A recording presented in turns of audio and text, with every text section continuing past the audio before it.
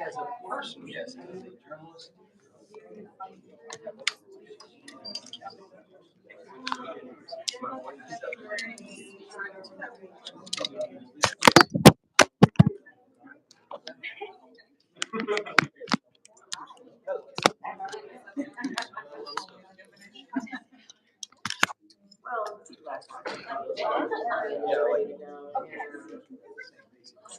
Oh, thank you.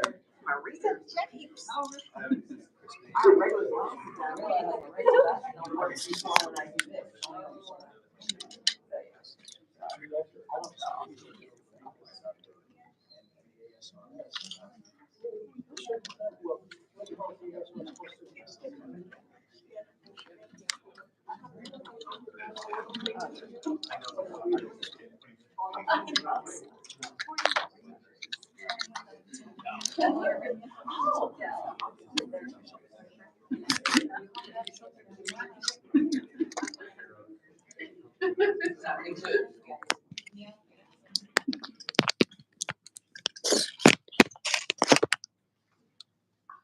Who's gonna play the appeal to the chief when the governor comes home? Can you hum it?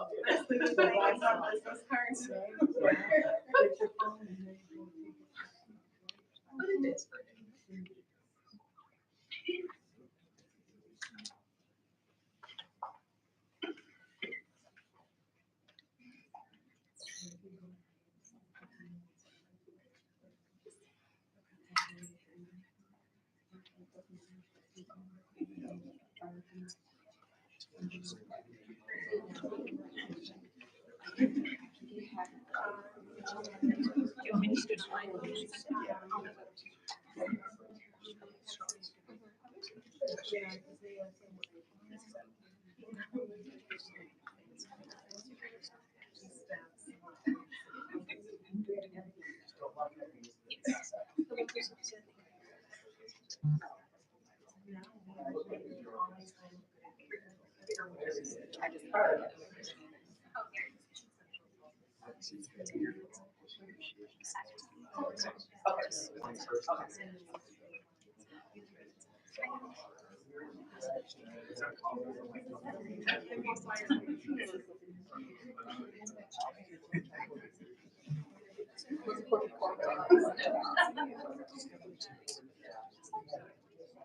Yes. On the,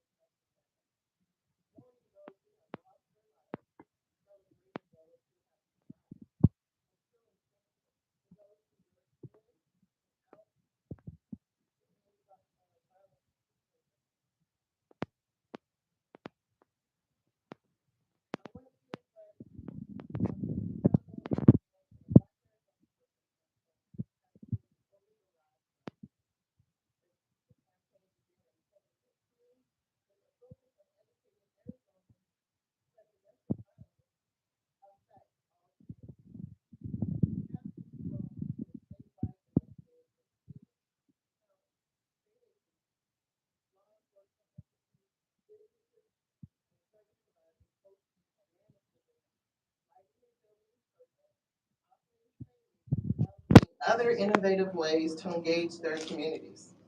This work is vital to preventing domestic violence, building resilience, improving how to support survivors, and address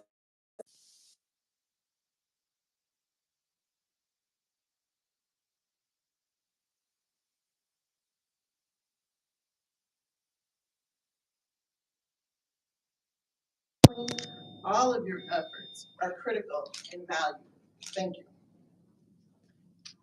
To Kate Brophy McGee and Elizabeth Ortiz, who unfortunately could not be here today. Thank you for serving as co-chairs of the Governor's Commission to Prevent Violence Against Women. You and all of your commissioners are true champions for our most vulnerable and have made a difference in the lives of so many through your diligent work. Thank you for your continued advocacy to serve Arizona.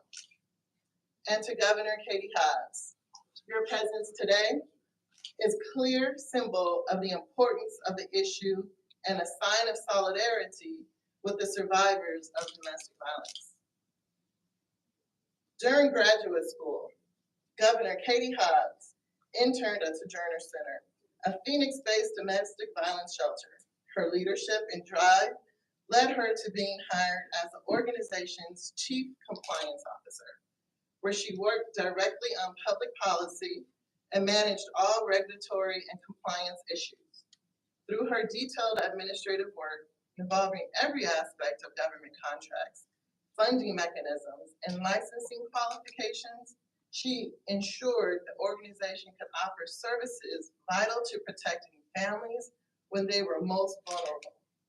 That's why Governor Katie Hobbs approaches every situation and challenge to improve people's lives and allow every Arizonan the opportunity to thrive, a capability she demonstrates frequently during her time in the state legislature. She was crucial in the historic expansion of Medicaid, providing health care to more than 400,000 Arizonans. When she learned that Arizona had accumulated a massive backlog of untested sexual assault kits, she collaborated with former Governor Ducey to create a task force that directly solved this growing problem. Not only was the backlog cleared, but her work also led to the indictment of offenders and put processes in place to ensure that all kits were tested promptly. And now, in her first term as Arizona's 24th governor, she has already moved the needle forward on some of our state's most critical issues, including housing, water security, and economic development. Governor, without your leadership and vision for Arizona, we would not be here today. I am grateful to serve in this role. I can attest firsthand to your commitment and the commitment of so many of my peers and colleagues dedicated to supporting Arizonans throughout the state.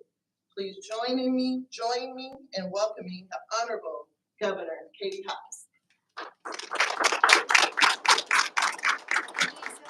Tanya. I don't know if she said this, so that was Tanya Hamilton. She's the director of the Governor's Office of Youth, Faith, and Families, so I want to make sure everyone knew that.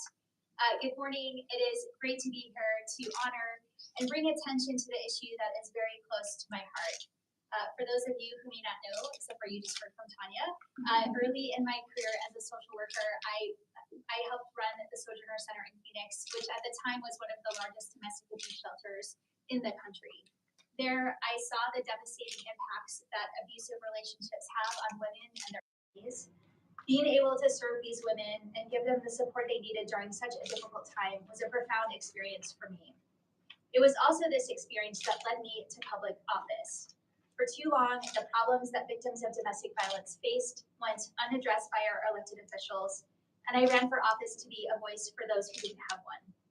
When I first got to the state legislature, one of the first things that I got to vote on was the creation of Arizona's Address Confidentiality Program for Victims of Violence. Then, as Secretary of State, I got to oversee that program. Also in the legislature, as Tanya mentioned, I made it my personal mission to address the state's backlog of untested rape kits. This eventually led to the creation of the Sexual Assault Evidence Collection Kit Task Force, which I was proud to sit on. Working across the aisle, we made strides to address the backlog deliver justice to victims across the state, and put offenders in jail. And earlier this year, my office allocated $19 million to fill the gap in Victim of Crime Act funds, which is critical funding for organizations and nonprofits that support victims of crime. The advocacy of the Arizona Coalition to End Sexual and Domestic Violence was a big reason that we were able to get that done, and so I'm so thankful for your leadership. As governor, I will continue to look for ways to protect and support victims of domestic violence and their families, just as I have done throughout my career. And today, I could not be more proud to sign this resolution officially declaring October Domestic Violence Awareness Month. Today, I am signing an executive continuing the governor's mission to prevent and gender-based violence. Thank you so much to everyone who is tirelessly involved in this work. Know that it doesn't go unnoticed, and you have my continued support. Thank you.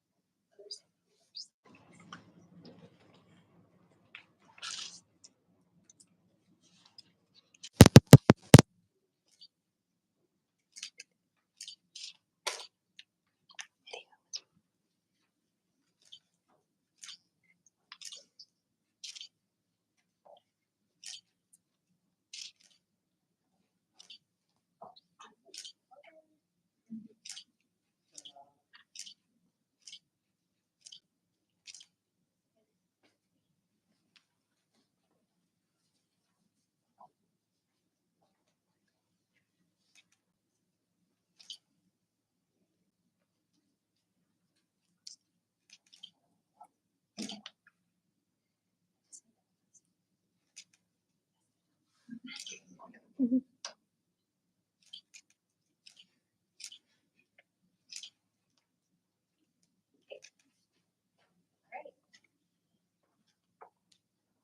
you.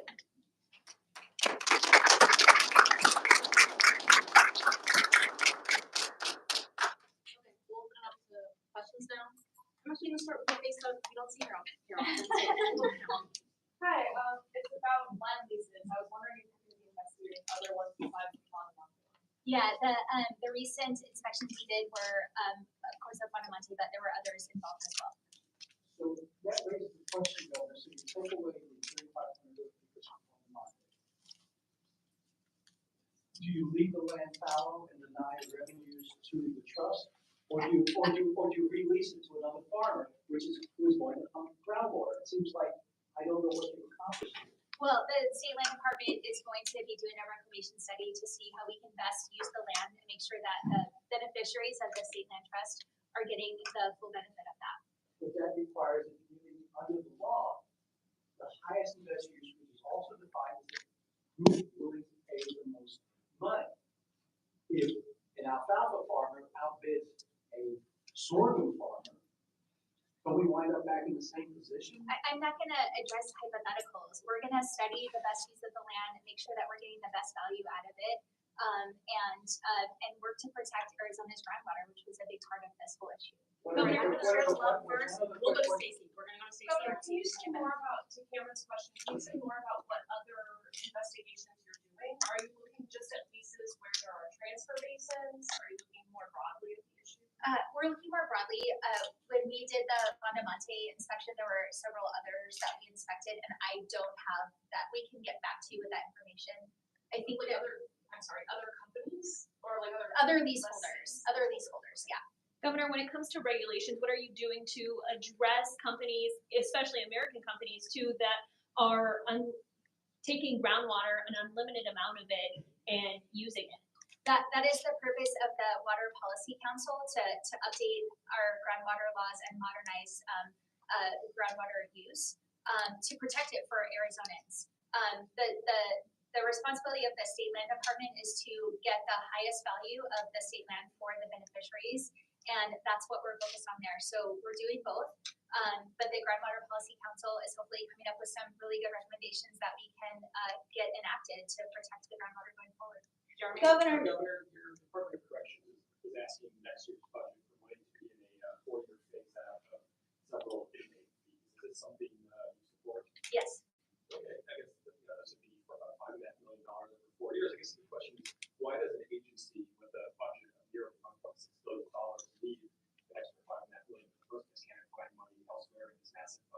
We shouldn't be balancing the budget on the backs of inmates. Well, that's, I mean, isn't that kind of what we're doing now? Can they find $5.5 million over 4 years and also bearing a $1.5 billion budget? I haven't looked at the request, so I can't get more specific than that, but we shouldn't be paying for corrections out of inmate fees. Over here. Governor ABC 15 last night did a story analyzing ESA transaction data, finding millions of dollars in educational extras, like taxpayer money paying for more than $1 million in martial arts lessons, $1 million in private swim lessons, a $10,000 sewing machine, etc. A $10,000 sewing machine? Okay, sorry. Really, these were approved transactions by the ESA program. What are you willing to do to take a harder look at exactly where taxpayer money is going and have some more accountability in that? I mean, I think I've been calling for this from day one, not just from day one in the governor's office, but since we started enacting ESAs back in 2011 when I was a branding legislator. One of the biggest criticisms is that the program is unaccountable and there's not enough measures to protect taxpayers and make sure that their dollars are being spent on appropriate expenses. So there needs to be guardrails, there needs to be more accountability, and it's something we're going to be focused on in the next legislative session. There is that ad hoc committee. What are you doing to address these things in advance of the next session? Do you have proposed legislation to change the ESA laws? Right now, as we're looking at budget and moving forward, I think every idea is on the table. I'm hopeful that this committee will come up with some recommendations. We're working with the legislators who are on that. It's just a House committee, but and the new accountability measures that we were able to put in, or I guess metrics that we were able to put in place with the last budget will hopefully be helpful as well. Dennis? Yeah, yesterday the Attorney General, the Auditor General put out a report asking the AG to investigate whether the Arizona Commerce Authority violated the gift clause by handing out, spent about $2 million for the Super Bowl tickets and freeze. The AG has said that yes, they've got the request, they are going to be investigating. My question to you is, members of your staff took free tickets to the Super Bowl. Was that the right thing for them to do? Those tickets were part of our sponsorship package, just like other sponsors of the Super Bowl, which was put in place before I got here. We had discretion of how those tickets were used. Some were used for Teacher of the Year, other folks in nonprofit organizations, and some were used for staff appreciation.